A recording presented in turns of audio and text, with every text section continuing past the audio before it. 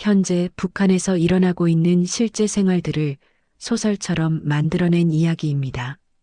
손이 떨렸다. 아니, 정확히는 명단을 쥔 손가락 끝이 미세하게 경련을 일으키고 있었다. 나는 함경북도 청진시 인민보안성 산하특별조사반 소속 리명철, 46의 나이에 이런 명단을 다루게 될 줄은 꿈에도 몰랐다. 러시아 땅에서 죽어간 우리 군인들의 유가족 목록. 그 옆에 빨간 줄로 표시된 평양 거주 적격. 심사 대상이라는 글자가 내 망막에 지워지지 않는 잔상처럼 박혀 있었다. 책상 위에는 이미 20가구가 넘는 가족관계 서류가 쌓여 있었다. 각각의 서류 뭉치는 한 사람의 죽음과 그 죽음이 남긴 가족들의 운명을 담고 있었다. 김정은 원수님께서 직접 약속하셨다던 그 말씀. 유가족들이 온 나라의 존경과 찬탄 속에 평양에서의 행복한 생활을 시작할 수 있도록. 그 말씀이 실현되는 과정에서 내가 맡은 역할은 걸러내는 것이었다. 누가 평양에 갈 자격이 있고 누가 없는지를. 첫 번째 서류를 펼쳤다. 박성호 상사 28배 나이에 러시아 쿠르스크 근처 어딘가에서 전사.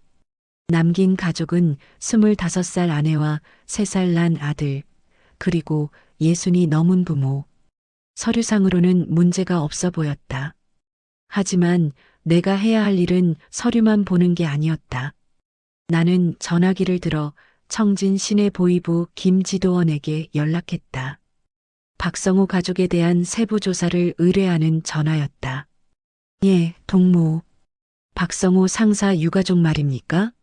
알겠습니다. 조직생활 태도, 당 충성도, 주변 평가까지 전부 확인하겠습니다. 전화를 끊고 나는 창밖을 바라봤다.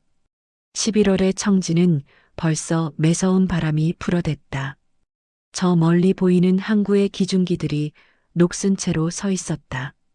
이 도시에서 평양으로 간다는 것. 그것은 단순한 이주가 아니었다. 그것은 계급의 상승이었고 신분의 도약이었으며 어쩌면 인생 전체의 역전이었다. 두 번째 서류. 최진혁 중사 31살. 부모와 아내 2명의 자녀를 남겼다. 그런데 특이사항란에 눈길이 갔다. 조부모와 동거 중. 나는 연필로 그 부분에 밑줄을 그었다. 지침은 명확했다. 직계가족만 평양 거주 대상이다. 부모, 배우자, 자녀. 조부모는 포함되지 않는다. 형제자매도 마찬가지다. 하지만 여기서 복잡한 문제가 발생했다. 최진혁의 아내는 8순이 넘은 시조부모를 모시고 살았다. 만약 이들을 평양으로 데려갈 수 없다면 아내는 어떤 선택을 할까? 남편을 잃은 슬픔도 채 가시지 않았을 그 젊은 여인이 평양 거주권과 시조부모 봉양 사이에서 어떤 결정을 내릴까? 나는 서류 옆에 메모를 적었다. 가족 분리 가능성 높음. 대한주거지 제공 방안 검토 필요. 그리고 다시 생각했다. 이게 정말 유가족에 대한 배려인가 아니면 또 다른 형태의 통제인가. 사무실 문이 열리고 박 동무가 들어왔다. 그는 나보다 5살 많은 선배로 이번 특별조사반의 실질적인 책임자였다. 그의 얼굴에는 늘 경계심이 서려 있었다. 우리 동무 작업이 더딘 것 같은데. 예, 동무. 한 가구 한 가구 꼼꼼히 확인하다 보니 꼼꼼한 건 좋지만 속도도 중요하네. 위에서 독촉이 심하다고. 이번 주 안에 1차 명단을 완성해야 한다네. 박 동무는 내 책상 위의 서류를 훑어봤다. 그의 눈빛이 날카로워졌다. 이것 봐. 자네는 너무 많은 것을 고려하려고 하네. 우리 임무는 간단하네. 직계가족인가 아닌가. 당성에 문제가 있는가 없는가. 그것만 판단하면 되는 거야. 하지만 동무 실제 가정 상황은 복잡합니다. 조부모를 모시고 사는 경우도 많고, 그래서 어쩌자는 건가? 원칙은 원칙일세. 조부모는 직계가 아니네. 만약 유가족이 평양을 포기하고 싶다면 그건 그들의 선택이고 우리는 기준에 따라 분류하기만 하면 되네. 박동무의 말에는 일리가 있었다. 아니, 그의 말이 정확히 당의 지침이었다. 하지만 나는 왠지 모를 불편함을 떨쳐낼 수 없었다. 서류 뒤편에 첨부된 사진들을 볼 때마다 그 불편함은 더욱 커졌다. 전사 통지서를 받고 망연자실한 표정의 부모들, 아직 아빠가 언제 돌아오는지 모르는 아이들, 하루아침에 과부가 된 젊은 여인들. 저녁이 되어 사무실을 나섰을 때 나는 우연히 청진역 근처를 지나게 되었다. 거기서 한 무리의 사람들을 봤다. 검은색 두루마기를 입은 여인들과 완장을 찬 군 관계자로 보이는 사람들. 그들은 역 대합실 한쪽에 모여 있었다. 나는 본능적으로 그쪽으로 다가갔다. 그래서 평양으로 언제 가는 겁니까? 한 여인의 목소리가 들렸다.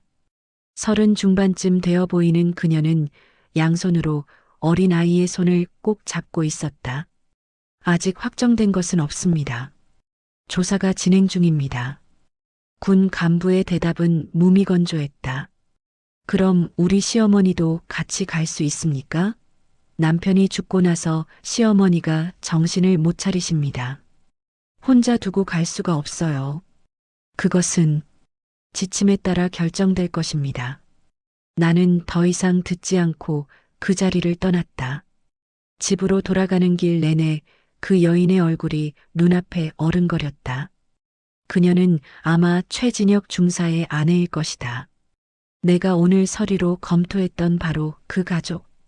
집에 도착했을 때 아내가 저녁상을 차려놓고 기다리고 있었다. 우리 부부에게는 자식이 없었다. 결혼한 지 20년이 넘었지만 아이는 오지 않았고 이제는 그것도 운명으로 받아들이고 있었다. 오늘 일은 어땠어요? 아내가 물었지만 나는 대답하지 않았다. 대답할 수 없었다. 이 일의 성격상 가족에게조차 세부적인 내용을 말할 수 없었다. 아내도 그것을 알고 있었기에 더 이상 묻지 않았다. 밤새 잠을 설쳤다. 꿈속에서 나는 끝없이 이어지는 명단을 읽고 있었다. 이름들이 숫자로 바뀌었다가 다시 얼굴이 되었고 그 얼굴들이 나를 향해 무언가를 호소했다. 새벽 4시에 깼을 때 온몸이 땀으로 젖어 있었다. 다음 날 출근하자마자 보이부 김지도원에게서 연락이 왔다. 박성호 상사 유가족에 대한 1차 조사 결과였다. 우리 동무 박성호 상사 부인 조사 결과 좀 미묘합니다. 무슨 문제입니까? 직접적인 문제는 아닌데 그 부인의 친정아버지가 2010년대 초반에 중국 밀무역 혐의로 조사받은 적이 있습니다. 기소되지는 않았지만 기록에 남아 있습니다. 나는 한숨을 내쉬었다. 이런 식이었다. 본인에게 아무 문제가 없어도 가족의 과거가 걸림돌이 되는 것. 북한에서 신원조사란 원래 그런 것이었다. 3대를 거슬러 올라가 조사하고 8촌까지 살피는 것. 그 정도면 큰 문제는 아니지 않습니까? 글쎄요. 평양 거주권이 걸린 문제라 위에서 까다롭게 볼 수 있습니다. 일단 보고는 올려야 할 것 같습니다. 전화를 끊고 나는 박성호 가족 서류에 노란색 스티커를 붙였다. 추가 검토 필요. 이 스티커가 붙은 서류는 최종 승인까지 몇 단계를 더 거쳐야 했다. 그리고 그 과정에서 탈락할 가능성이 높아진다는 것을 나는 알고 있었다. 오후에 당선전부에서 사람이 왔다. 키가 크고 안경을 쓴 중년 남성으로 그는 자신을 최지도원이라고 소개했다. 우리 동무, 이번 평양 이주 사업은 단순한 주거 배정이 아닙니다. 이것은 정치적 사업입니다. 원수님께서 직접 관심을 가지고 계신 사업이고 대내외적으로 우리 제도의 우월성을 보여주는 상징적 조치입니다. 최 지도원은 서류 하나를 내밀었다. 거기에는 평양 이주 유가족들의 사상교양 계획이 상세히 적혀 있었다. 보시다시피 이들은 평양에 가서도 계속 관리를 받게 됩니다. 매달 학습 모임에 참석해야 하고 분기별로 사상 총화를 해야 합니다. 또한 이들을 통해 러시아 참전의 정당성과 필요성을 대중에게 선전하는 역할도 맡게 될 것입니다. 나는 서류를 읽으며 점점 더 불편한 진실을 깨달았다. 이 평양 이주는 단순한 보상이 아니었다. 그것은 통제의 다른 형태였다. 지방에 흩어져 있으면 관리하기 어려운 유가족들을 평양이라는 거대한 감시망 안으로 끌어들이는 것. 그들에게 특권을 주는 동시에 그 특권을 빌미로 더 강력한 통제를 가하는 것. 그리고 리 동무, 최 지도원이 목소리를 낮췄다. 이들 중에서 러시아 파병과 관련된 기밀 정보를 알고 있는 사람들이 있을 수 있습니다. 전사자들이 가족에게 편지를 보냈을 수도 있고 귀국한 부상병들이 가족에게 이야기를 했을 수도 있습니다. 이런 정보가 외부로 새나가는 것을 막아야 합니다. 그래서 평양으로 집중시키는 겁니까? 정확합니다. 평양에서는 모든 것이 통제 가능합니다. 누구를 만나는지, 무슨 이야기를 하는지 모두 파악할 수 있습니다. 하지만 함경북도의 작은 마을에 흩어져 있다면 그게 불가능합니다. 그날 밤 나는 처음으로 이 일을 그만두고 싶다는 생각을 했다.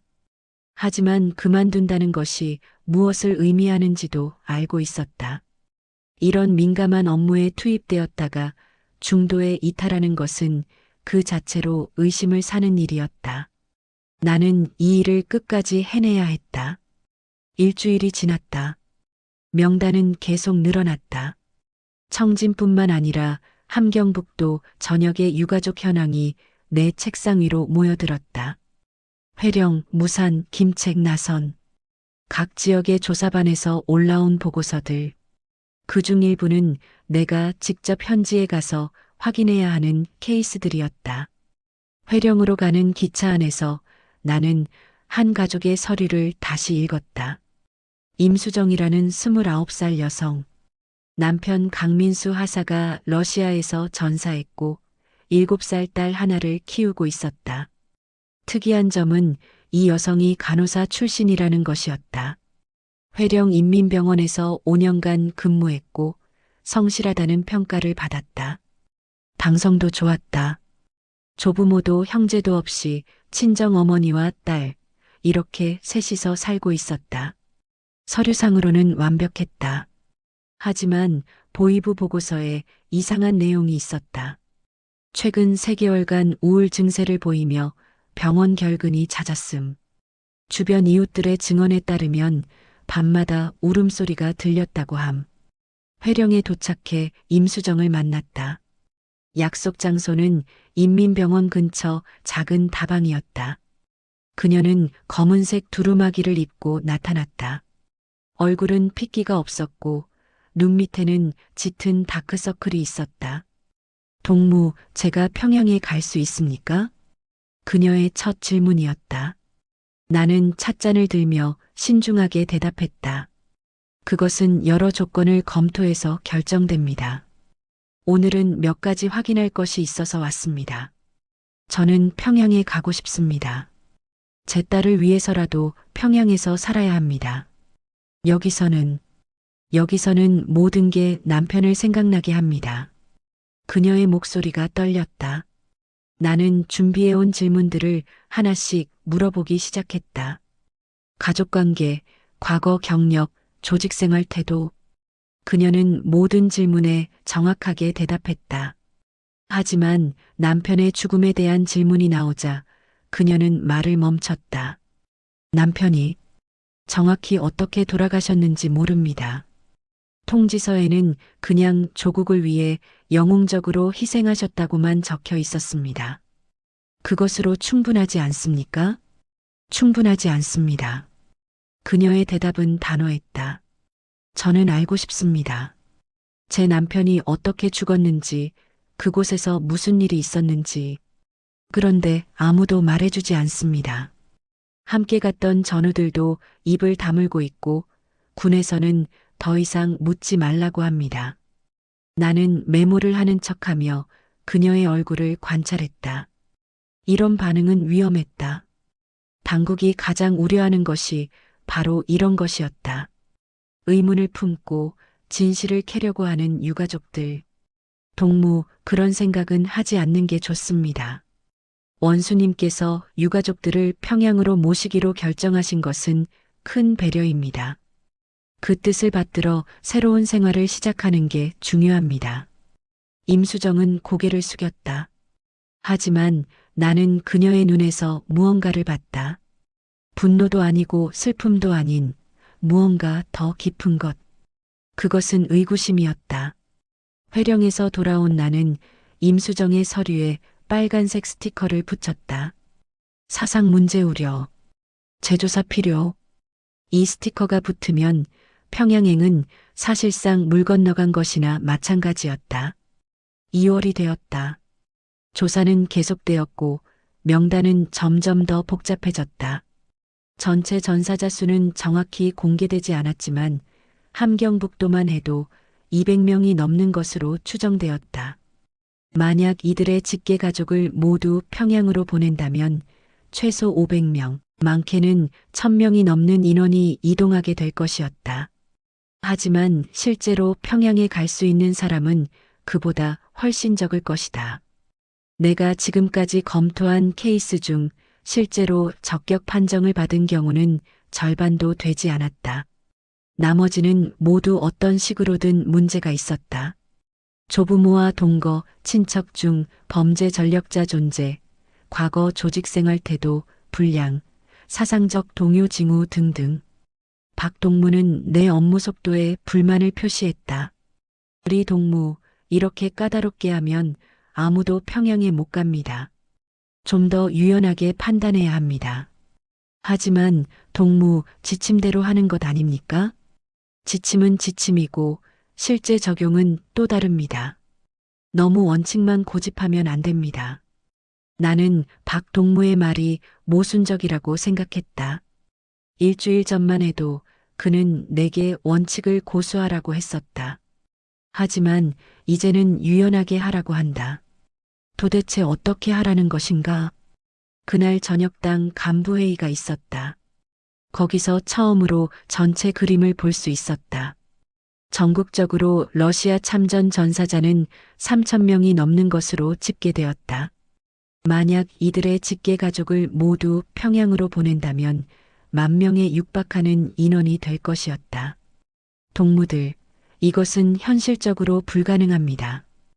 회의를 주재하는 중앙당 조직부 책임자의 말이었다. 평양의 수용 능력을 고려할 때 우리는 최대 2,000명 정도만 받을 수 있습니다.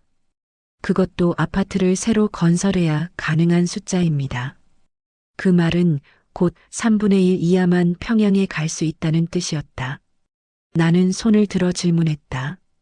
그럼 나머지 유가족들은 어떻게 합니까?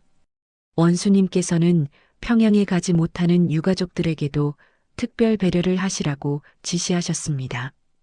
현재 거주 지역에서 새로운 주택을 배정하고 자녀들의 대학 진학을 우대하며 식량 배급을 늘리는 방안을 검토 중입니다. 하지만 그것이 평양 거주권과 같을 수는 없었다. 북한에서 평양에 산다는 것은 단순히 더 좋은 집에 사는 것이 아니었다. 그것은 더 나은 배급, 더 나은 의료, 더 나은 교육, 더 나은 모든 것을 의미했다. 평양은 북한 안의 또 다른 나라였다. 회의가 끝나고 나는 밤늦게까지 사무실에 남아 있었다. 이제 내 임무는 명확해졌다. 3,000 가구 중에서 2,000명만 선별해내는 것. 누가 평양에 갈 자격이 있는지 결정하는 것. 이것은 단순한 행정 업무가 아니었다. 이것은 운명을 가르는 일이었다. 새로운 지침이 내려왔다. 우선순위가 설정되었다. 첫째, 고급 장교의 유가족. 둘째, 당원인 전사자의 유가족. 셋째, 표창을 받은 전사자의 유가족. 넷째, 자녀가 많은 유가족. 5째, 젊은 미망인. 이 우선순위는 곧 계급이었다. 같은 죽음이지만 어떤 죽음은 더 가치 있고 어떤 죽음은 덜 가치 있다는 것. 나는 이 지침을 읽으며 씁쓸함을 느꼈다. 3월 중순, 나는 무산으로 출장을 갔다. 거기서 한 특이한 케이스를 발견했다. 오영식 대위의 유가족이었다. 오 대위는 대학을 나온 엘리트 장교였고 러시아에서 전사하기 전 여러 표창을 받았다. 남긴 가족은 부인 한 명뿐이었다. 부모도 자식도 형제도 없었다. 완벽한 케이스였다. 하지만 문제가 있었다. 오 대위의 부인 서미라는 평양행을 거부했다. 저는 무산에 남겠습니다. 무산 보위부 사무실에서 만난 서미라는 단호하게 말했다. 그녀는 35살 정도로 보였고 차분하고 지적인 인상이었다. 동무, 이해가 안 됩니다. 평양에 가는 것은 엄청난 기회입니다. 왜 거부합니까?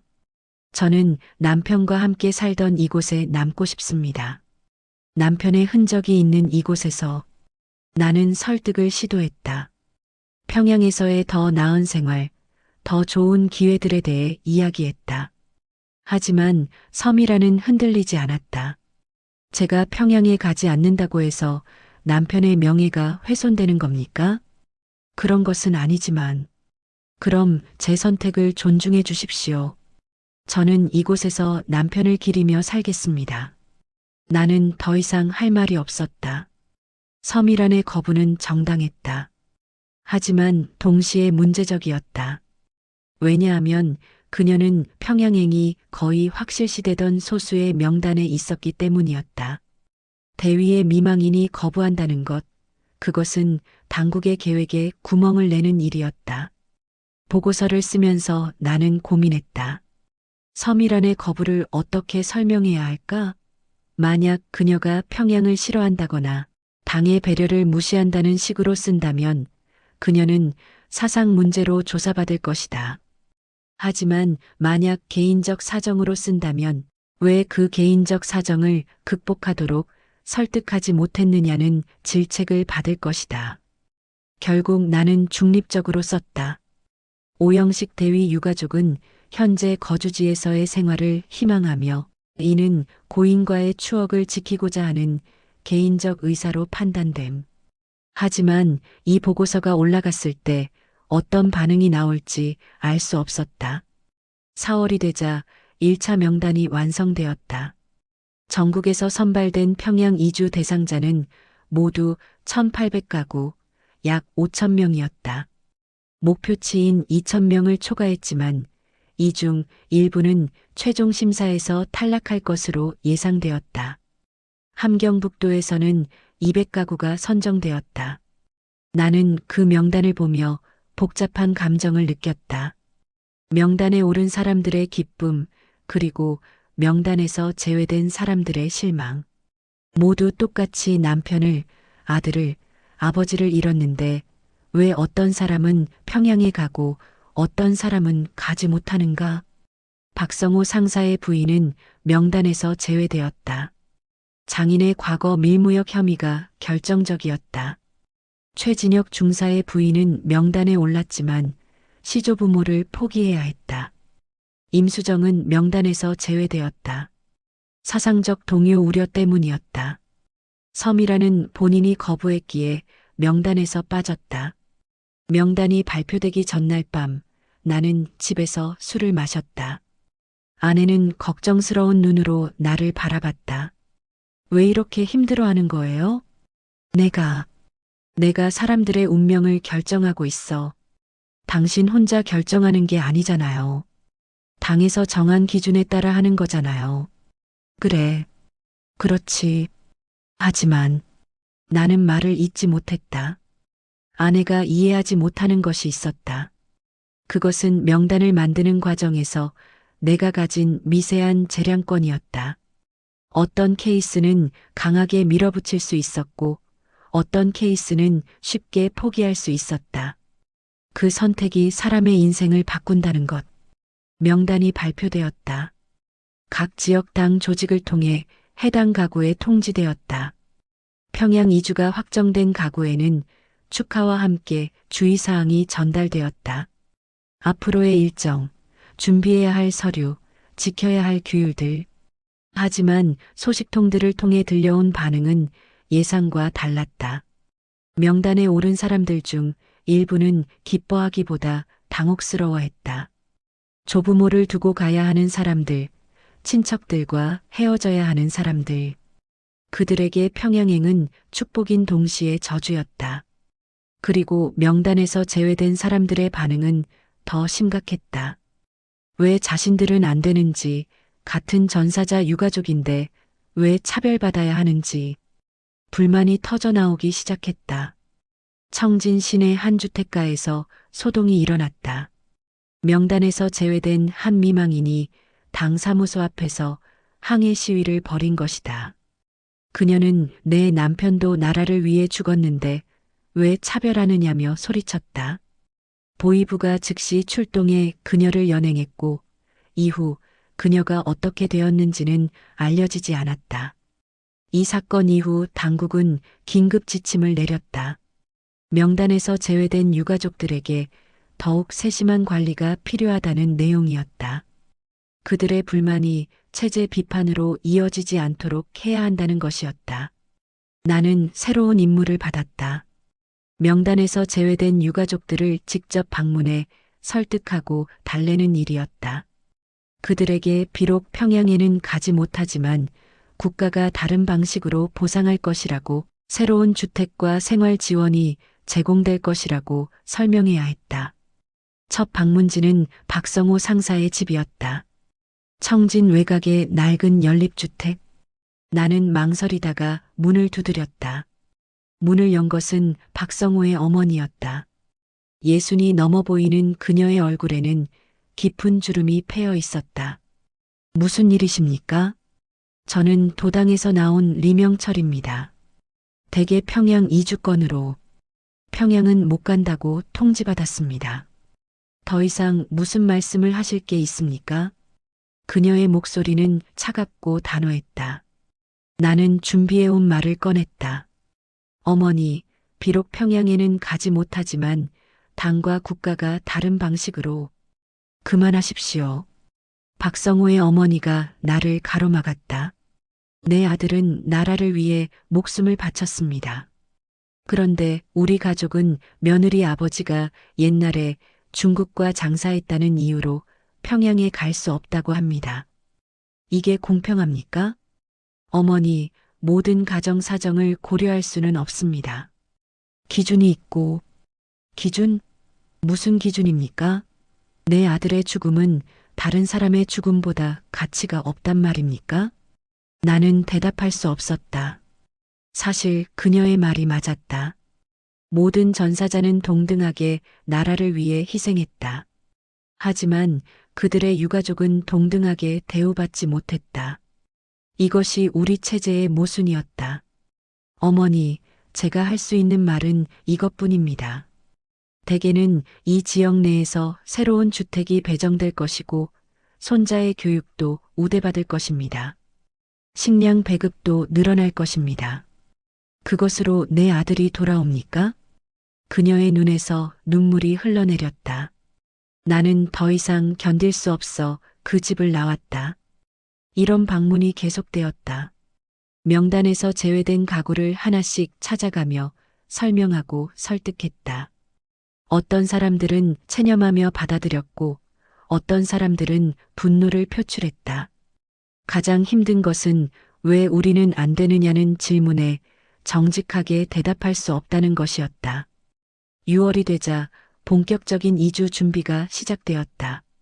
평양에 새로 건설된 아파트 단지에 유가족들이 입주할 예정이었다. 대동강 구역의 한 지역에 10층짜리 아파트 10개 동이 들어섰다. 그곳의 이름은 영웅 가족마을로 정해졌다. 나는 이주 실무반에 배정되어 평양으로 올라갔다. 처음 본 영웅 가족마을은 인상적이었다. 새로 지은 아파트들은 깨끗했고 주변에는 놀이터와 공원이 조성되어 있었다. 평양의 다른 지역과 비교해도 손색 없는 시설이었다. 하지만 내가 곧 알게 된 것은 이 마을이 단순한 주거 단지가 아니라는 것이었다. 마을 입구에는 검문소가 설치되어 있었고 주민들의 출입이 기록되었다. 각 동마다 인민반장이 배치되었고 그들은 사실상 감시 요원이었다. 마을 안에는 학습실이라는 이름의 건물이 있었는데 거기서 매주 사상학습이 진행될 예정이었다. 이것은 일반 주거 단지가 아닙니다. 평양시 당 책임자가 실무반 회의에서 말했다. 이곳 주민들은 특별한 지위를 가진 사람들입니다. 그들은 참전 영웅의 가족으로서 우리 제도의 우월성을 보여주는 살아있는 증거입니다. 따라서 그들의 생활은 모범적이어야 하고 그들의 사상은 투철해야 합니다. 7월 첫 번째 이주 행렬이 시작되었다. 함경북도에서 선발된 200가구가 특별 열차를 타고 평양으로 향했다. 나도 그 열차에 동승했다. 차량 안에는 흥분과 불안이 뒤섞여 있었다. 아이들은 신기해하며 창밖을 내다봤고 어른들은 무표정한 얼굴로 앉아 있었다. 최진혁 중사의 아내를 다시 만났다. 그녀는 결국 시조부모를 지역에 남겨두고 평양행을 택했다. 그녀의 무릎에는 두 아이가 앉아 있었다. 잘 오셨습니다, 동무. 내가 인사하자 그녀는 고개를 끄덕였다. 시조부모님은 어떻게 하셨습니까? 이모님이 돌봐주시기로 했습니다. 한 달에 한 번씩은 찾아뵙겠다고 약속했습니다. 평양에서는 그것도 쉽지 않을 겁니다. 여행 허가를 받아야 하고. 알고 있습니다. 그녀의 목소리에는 체념이 묻어 있었다. 나는 더 이상 말하지 않았다. 이것이 그녀의 선택이었다. 가족을 포기하고 평양을 택한 것. 과연 그것이 옳은 선택이었을까? 평양에 도착했을 때는 저녁이었다. 역에는 환영 인파가 나와 있었다. 붉은 꽃다발을 든 학생들, 구호를 외치는 군중들. 카메라가 돌아갔고 조선중앙 텔레비전 기자들이 인터뷰를 진행했다. 평양에 오신 소감이 어떻습니까? 마이크를 든 기자가 한 미망인에게 물었다. 원수님의 배려에 감사드립니다. 이곳에서 새로운 생활을 시작하겠습니다. 그녀는 울먹이며 대답했다. 카메라는 그 장면을 열심히 담았다. 나는 그 광경을 보며 씁쓸함을 느꼈다. 이 모든 것이 연출이었다. 진짜 감정이 아니라 보여주기 위한 감정. 영웅 가족마을에 도착했을 때는 밤 10시가 넘었다. 하지만 환영 행사는 계속되었다. 마을 광장에서 공연이 열렸고 음식이 제공되었다. 지친 사람들은 그저 빨리 집에 들어가 쉬고 싶어 했지만 행사는 자정이 넘어서야 끝났다. 다음 날부터 본격적인 생활이 시작되었다. 아침 6시에 라디오 방송이 마을 전체에 울려 퍼졌다. 체조 시간이었다. 모든 주민은 광장에 모여 집단 체조를 해야 했다. 그 후 아침 식사 그리고 각자의 일과가 시작되었다. 나는 일주일 동안 마을에 머물며 정착 과정을 지켜봤다. 사람들은 점차 이곳 생활에 적응해 갔다. 아이들은 새로운 학교에 등교했고 어른들은 배정받은 직장에 출근했다. 표면적으로는 모든 것이 순조로워 보였다. 하지만 밤이 되면 다른 모습이 드러났다. 어둠 속에서 울음소리가 들렸다. 고향을 그리워하는 소리, 죽은 가족을 애도하는 소리. 평양의 화려한 불빛 아래에서도 사람들의 슬픔은 사라지지 않았다. 한 달이 지나자 첫 번째 학습 모임이 열렸다. 마을 학습실에 모든 성인 주민이 소집되었다. 거기서 당 강사가 강의했다. 동무들은 특별한 사람들입니다. 여러분의 가족은 위대한 원수님의 전략적 결단에 따라 국제주의 의무를 다하다 영웅적으로 희생하셨습니다. 여러분은 그 영광을 이어받아 이곳에서 모범적인 생활을 해야 합니다. 강의는 3시간 동안 계속되었다. 러시아 파병의 정당성, 제국주의와의 투쟁, 원수님의 현명한 영도. 지친 사람들은 졸음과 싸우며 앉아 있었다. 강의가 끝난 후 토론 시간이 있었다. 각자 소감을 발표해야 했다. 사람들은 준비된 듯한 말들을 했다. 원수님께 감사드린다. 더욱 충성하겠다. 자녀를 혁명의 후비대로 키우겠다. 하지만 그 말들에서 진심을 찾기는 어려웠다. 나는 구석에 서서 그 광경을 지켜봤다. 이것이 바로 당국이 원했던 것이었다. 유가족들을 평양으로 데려와 격리시키고 교육하고 통제하는 것. 그들의 슬픔을 정치적으로 이용하는 것. 8월 중순 문제가 발생했다. 마을 주민 중 한 명이 무단으로 함경북도 고향을 방문하려다 적발된 것이었다. 그는 평양역에서 표를 사려다 보위원에게 체포되었다.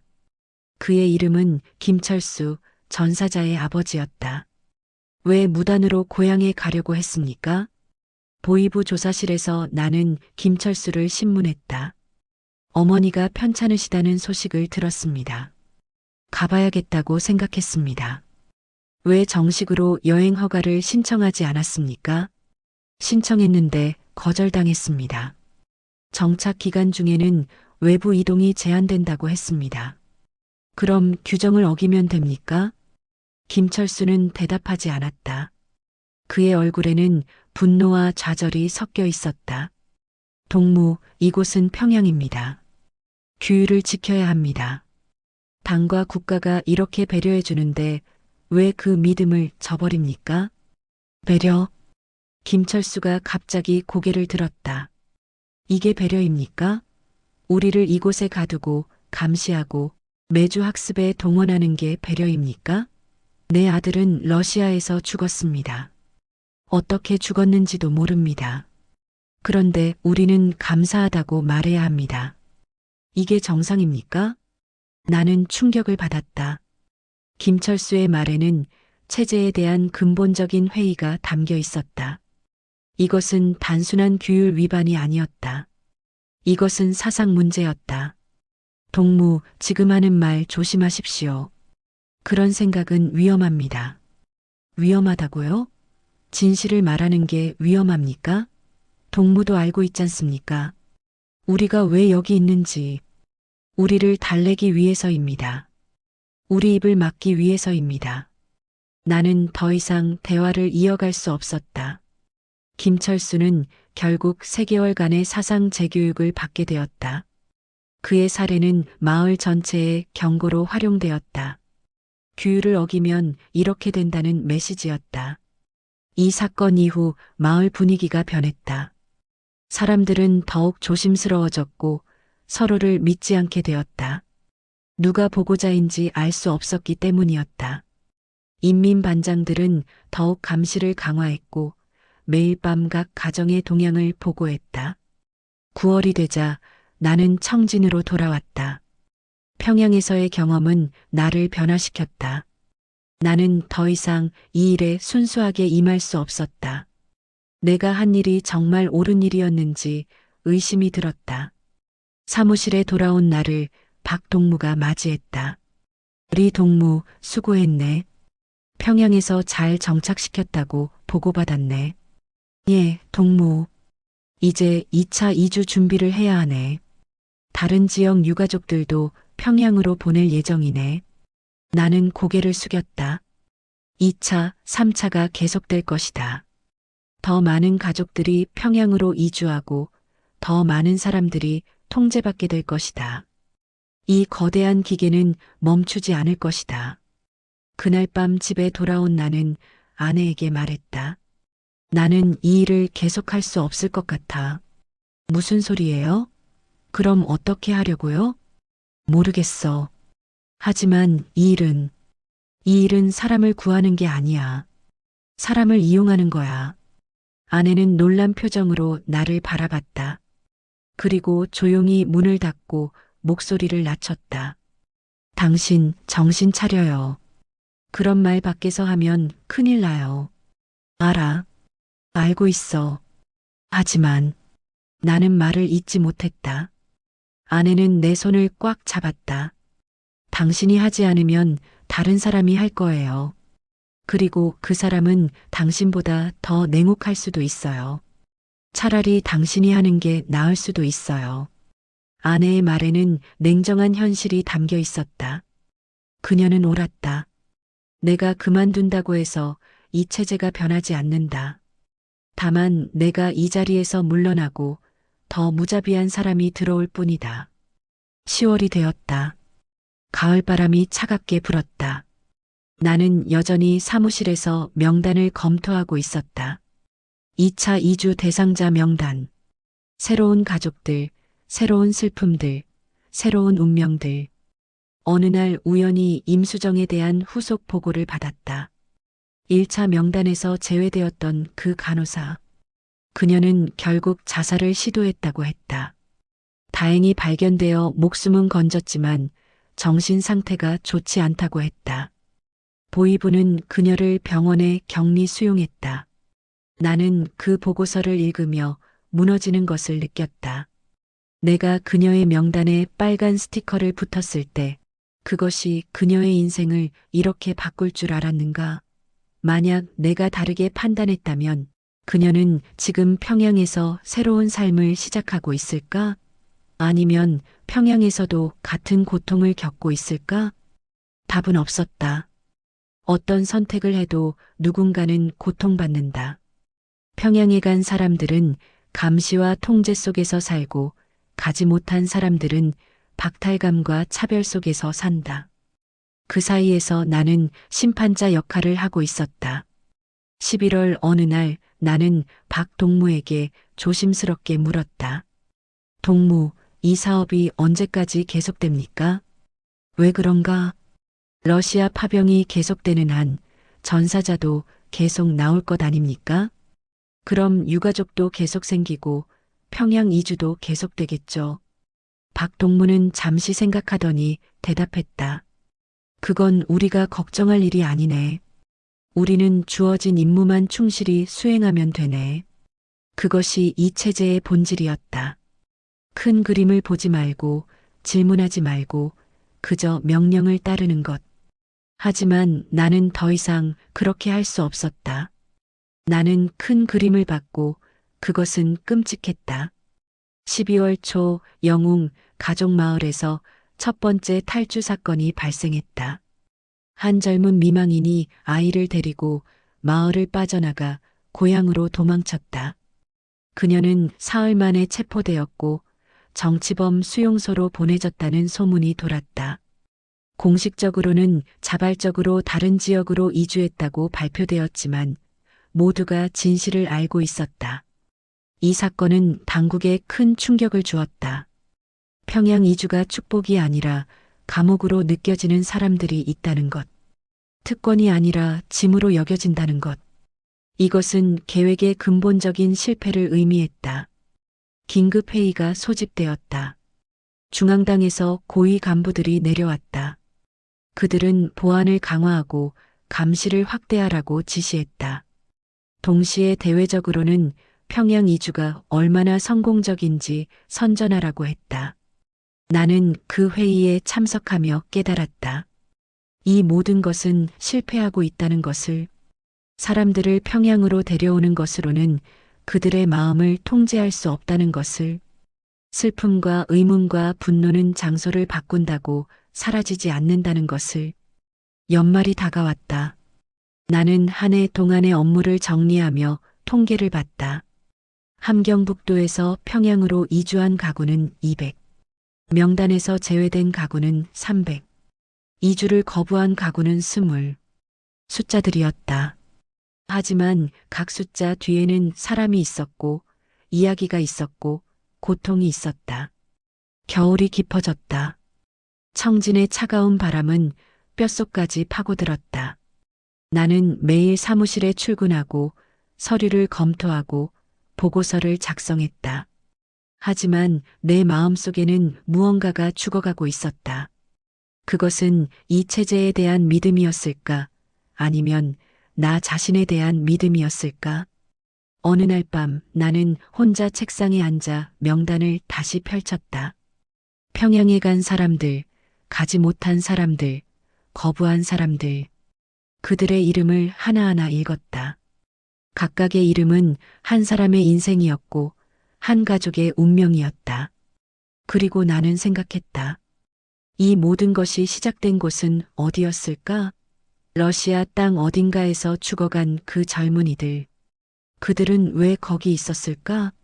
그들은 무엇을 위해 싸웠을까? 그들은 자신들의 죽음이 이런 식으로 이용될 줄 알았을까? 답은 없었다. 다만 확실한 것은 이 기계가 계속 돌아간다는 것이었다. 더 많은 사람들이 러시아로 보내질 것이고, 더 많은 사람들이 죽을 것이며, 더 많은 유가족들이 평양으로 이주하거나 거부당할 것이다. 그리고 나는 그 과정의 한 톱니바퀴로서 계속 돌아갈 것이다. 밤은 깊었다. 사무실 창밖으로 청진 시내의 어둠이 보였다. 드문드문 보이는 불빛들. 그 불빛 아래에서 사람들은 살아가고 있었다. 슬픔을 안고 희망을 버리지 않으려 애쓰며 하루하루를 견디며 나는 불을 끄고 집으로 향했다.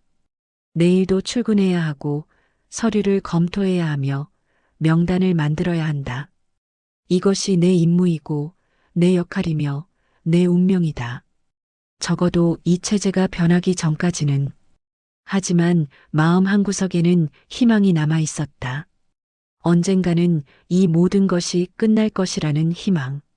사람들이 더 이상 죽지 않아도 되는 날이 올 것이라는 희망.